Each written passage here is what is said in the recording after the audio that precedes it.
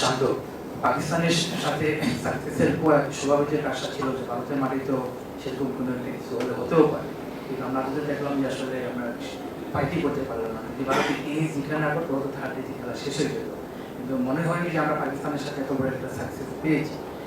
সিরিজে আসার আগে সবচেয়ে বেশি আলোচনা হয়েছিল এসজি বোর্ড, এটা কি আসলে এই যে মানে ফাইট করতে না পারার পিছনে এসজি বোর্ডটা আসলে কতটা রোল প্লে করেছে বলে?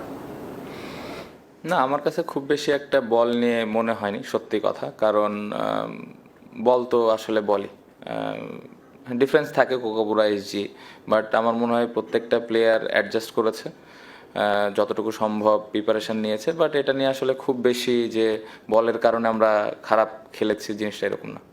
Last two question. Shanto, overall batting performance যেটা আমরা দেখলাম এবং এই পারফরমেন্সের টেস্ট সব মিলিয়ে আপনার এই টেস্টের পারফরমেন্সটা একটু অ্যানালাইসিস করবেন। আর একটা বিষয় হলো সাকিবের বোলিং কম করার পেছনে কোনো কারণ আছে? আচ্ছা, ওভারঅল যদি বলি যে আমাদের ফার্স্ট ইনিংস ব্যাটিং ভালো হয়নি, যেটা খুব ইম্পর্টেন্ট ছিল।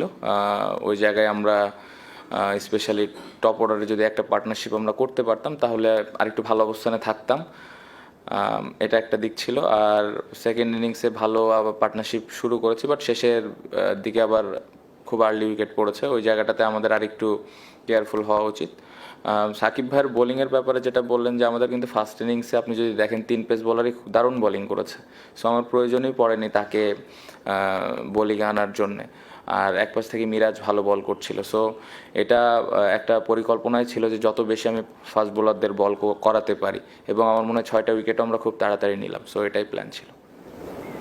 শান্ত, আপনি বলছিলেন যে এটা আপনি কোনো ব্যক্তিগত বা ইন্ডিভিজুয়াল কার পারফরমেন্স নিয়ে কথা বলতে চান না, বাট এই ইন্ডিভিজুয়ালদের নিয়ে একটা দল গঠিত হয়।